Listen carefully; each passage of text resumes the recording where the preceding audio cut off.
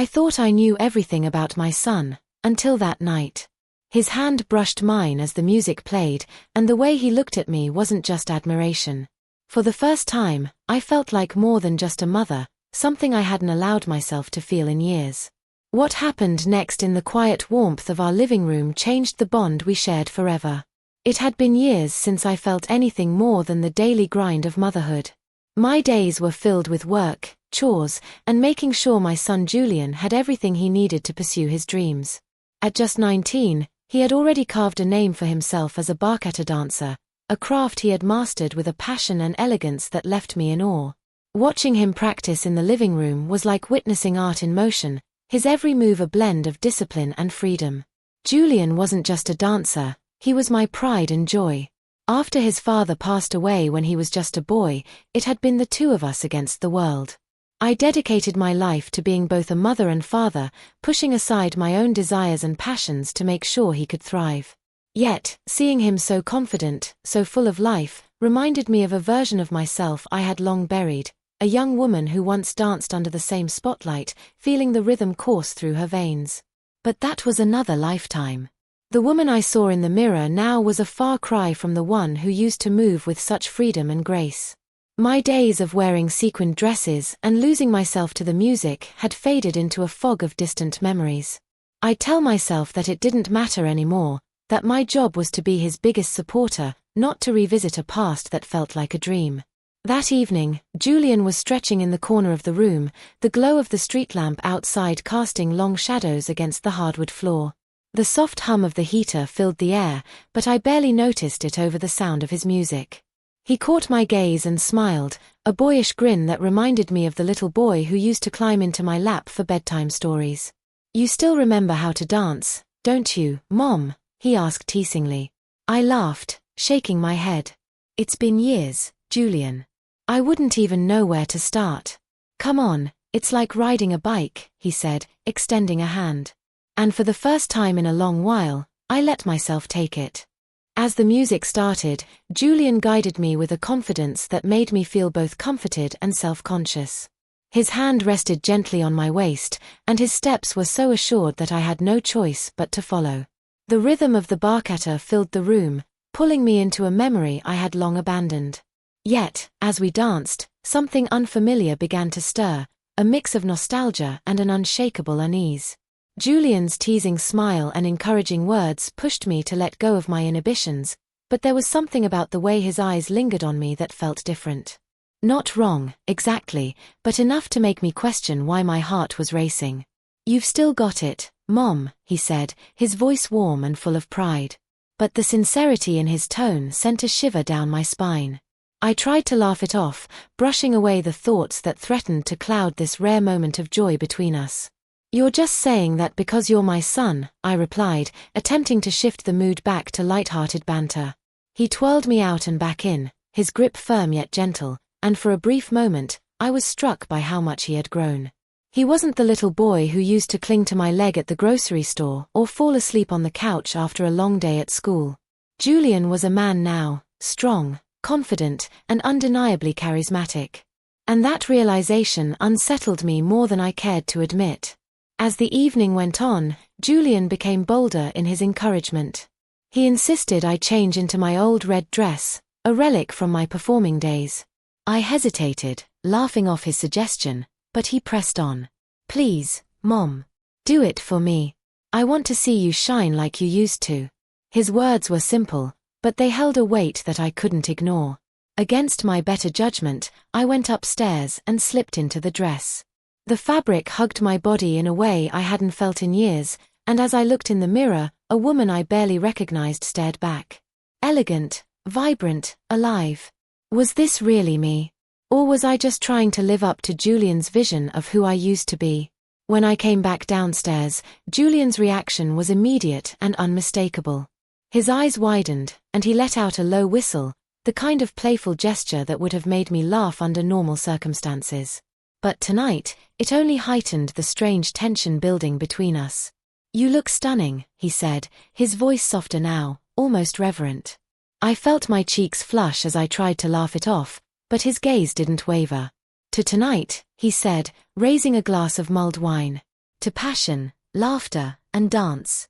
I clinked my glass against his, feeling the heat of the wine spread through my chest.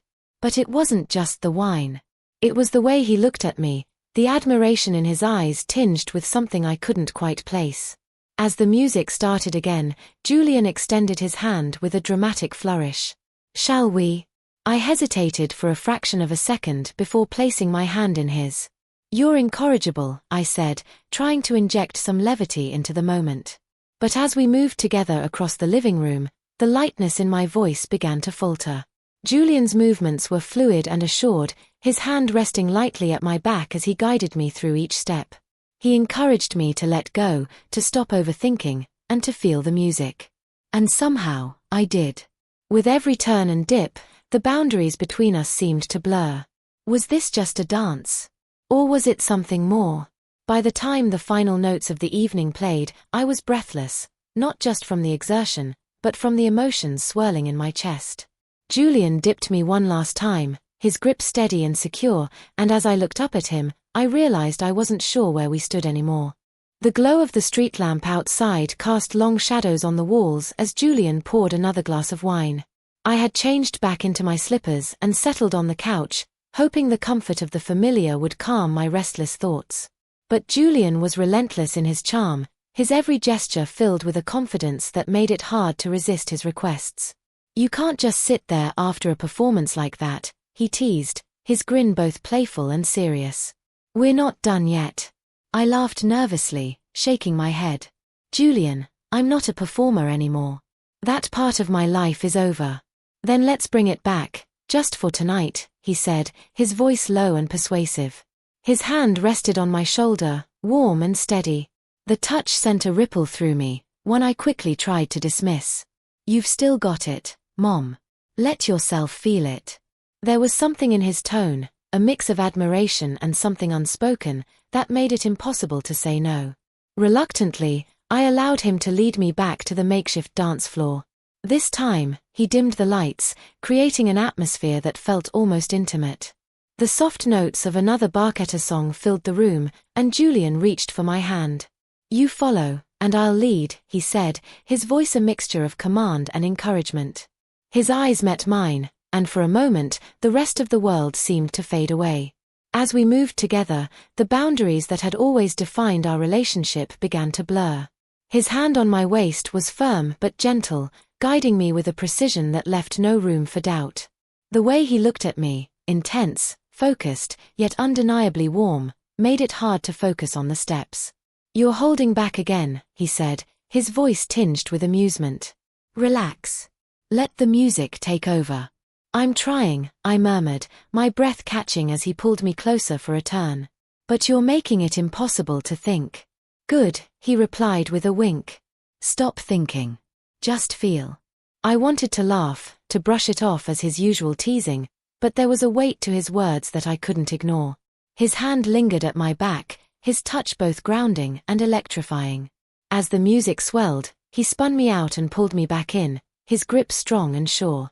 My heart raced, not from exertion, but from the way his presence filled the room, commanding my attention in a way I hadn't experienced in years.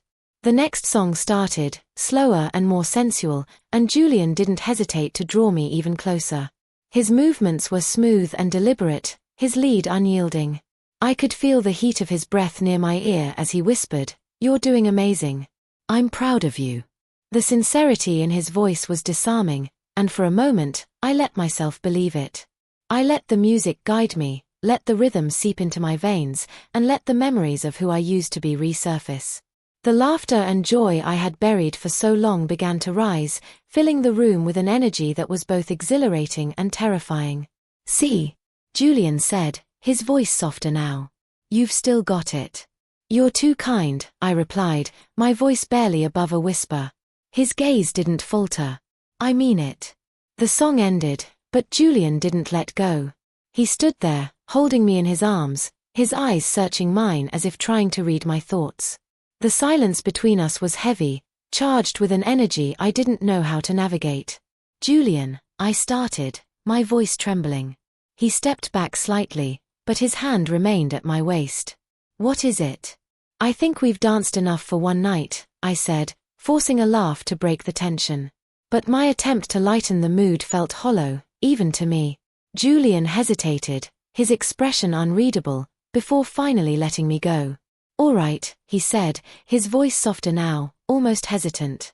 "But just so you know, you were incredible tonight." I nodded, retreating to the safety of the couch. He followed, sitting beside me but maintaining a careful distance. The air between us was thick with unspoken words, and I wasn't sure whether I wanted to confront them or ignore them altogether. "You've given so much for me," Julian said suddenly, his voice quiet but steady. "I just wanted to give something back, to remind you of who you are, who you've always been." His words struck a chord deep within me, bringing tears to my eyes. I looked at him, this young man who had grown into someone so confident, so thoughtful, and I realized how much I had missed over the years. But there was something else in his gaze, something that made my chest tighten and my breath catch. "Thank you," I whispered, my voice thick with emotion. Julian smiled, reaching for my hand. His touch was warm, reassuring, but it lingered just a second too long. As the evening wore on, I couldn't shake the feeling that something between us had shifted, something I wasn't ready to face. The next morning, I awoke to the soft hum of music filtering through the house. My muscles ached pleasantly from the dancing, a reminder of the hours I'd spent reliving a piece of my past. I sat up in bed, the memories of the previous night swirling in my mind. Julian had been so insistent, so determined to pull me out of my comfort zone. But the way he looked at me, the way his hand lingered just a moment too long, left a shadow of uncertainty that I couldn't shake. As I made my way downstairs, I found Julian in the living room, practicing a particularly intricate sequence of bachata steps. His movements were fluid and precise, each turn and spin executed with a grace that spoke of years of dedication. He noticed me watching and grinned, his boyish charm disarming as always. "Morning, sleepyhead," he teased, stepping toward me. "How's the star of last night feeling?" "Exhausted," I replied with a laugh, though my heart wasn't entirely in it. "But I'll survive." "You were incredible, you know," he said, his voice softening. "I meant what I said last night. You still have that spark, Mom." His words, though meant to uplift, carried a weight that made my chest tighten. I forced a smile, brushing past him toward the kitchen. "You're too kind. It was just one night." As the day went on, Julian's enthusiasm for dancing didn't waver. He insisted on running through more steps, claiming he needed my help to prepare for an upcoming competition. I hesitated, unsure if I wanted to dive back into the dynamic we had created the night before, but his persistence won out. That evening, the tension that had been simmering between us finally came to a boil. We were practicing a particularly challenging sequence when Julian pulled me into a close turn, his hand firm at the small of my back. The music swelled, and for a brief moment, it felt as if the world had narrowed to just the two of us. His gaze locked onto mine, and I could see something flickering there, something deeper, more intense than I was prepared to confront. "Julian," I murmured, my voice trembling. "Maybe we should take a break." He didn't let go. Instead, he held me there, his grip steady, his eyes searching mine. "Why?" he asked, his voice barely above a whisper. "You're doing so well." I stepped back, breaking the connection between us. "This doesn't feel right," I said, my words faltering as I tried to articulate the unease that had been growing within me. Julian's expression shifted, a mix of hurt and confusion crossing his face. "What do you mean?" "You're my son," I said, my voice firming. This dynamic we're creating, it's not appropriate." He stared at me, his jaw tightening as he processed my words.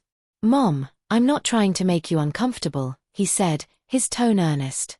I wanted to bring back a part of you that I've missed. The part that used to light up every room she walked into. The part that loved life and didn't let it pass her by." His words hit me like a tidal wave, bringing tears to my eyes. "Julian, I appreciate everything you're trying to do, but this feels like more than that. I think we need some boundaries." The silence that followed was deafening, the unspoken tension between us now laid bare. Julian nodded slowly, stepping back and running a hand through his hair. "I'm sorry," he said, his voice barely audible. "I didn't mean to cross any lines. I wanted to believe him, to brush it all away as a misunderstanding born of too much wine and nostalgia. But the intensity of his gaze, the way his touch lingered, it was impossible to ignore. I retreated upstairs, the weight of the evening pressing heavily on my chest. As I lay in bed that night, I replayed the events of the past 2 days over and over in my mind. The dancing, the laughter, the way he looked at me, it all felt like pieces of a puzzle that didn't quite fit. I didn't know what to make of it, didn't know how to bridge the gap that had opened between us. Sleep was elusive, my thoughts a tangled mess of emotions I wasn't ready to face.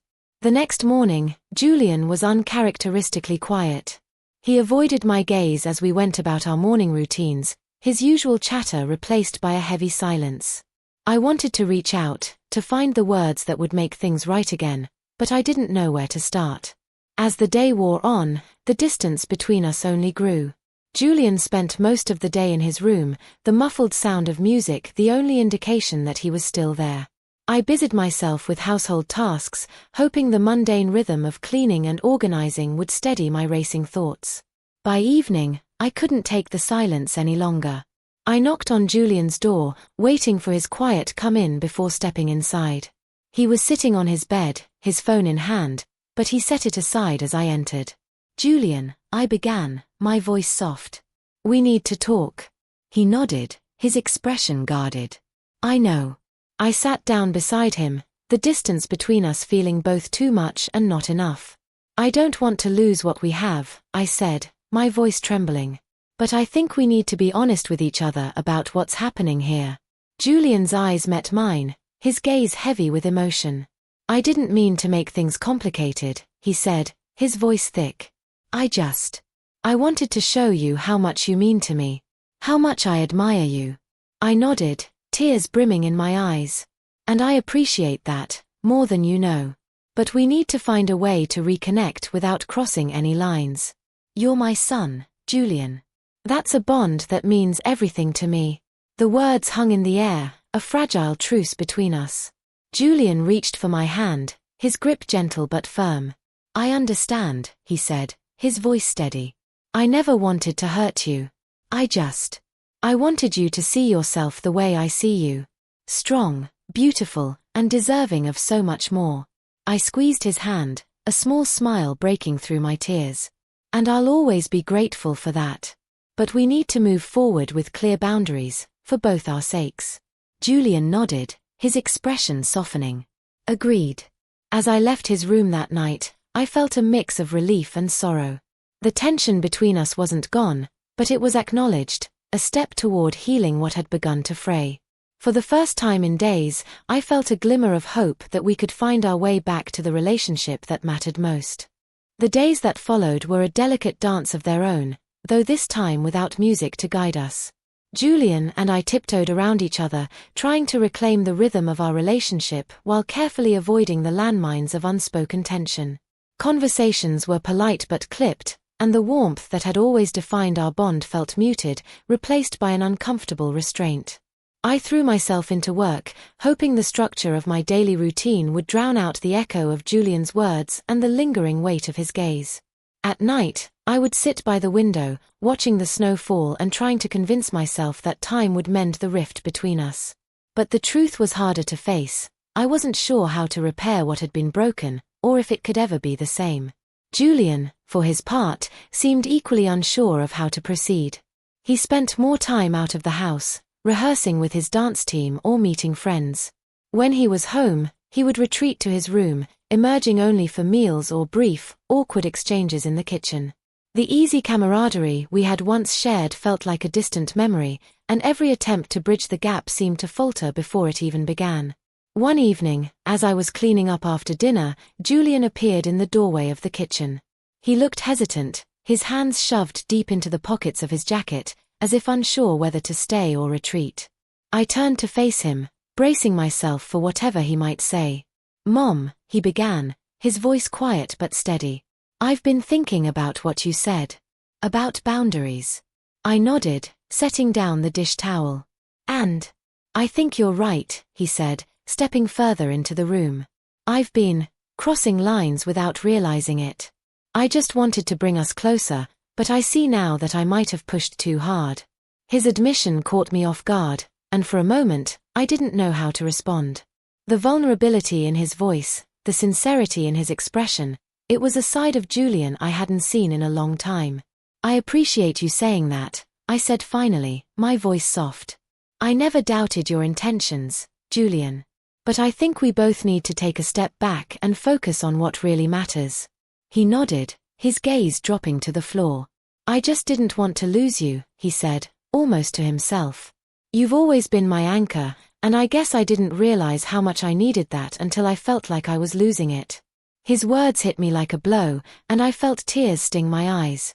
I stepped closer, placing a hand on his arm. You're not losing me, I said, my voice trembling. You never will. But we need to find a balance, one that lets us stay close without crossing into dangerous territory.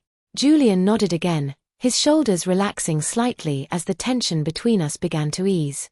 I'll work on it, he said, his voice firmer now. I promise. In the weeks that followed, we both made an effort to rebuild our relationship, brick by brick. It wasn't easy. There were moments of awkwardness, times when the weight of unspoken emotions threatened to pull us back into the silence. But gradually, we began to find our way. Julian focused more on his dancing, pouring his energy into his rehearsals and competitions.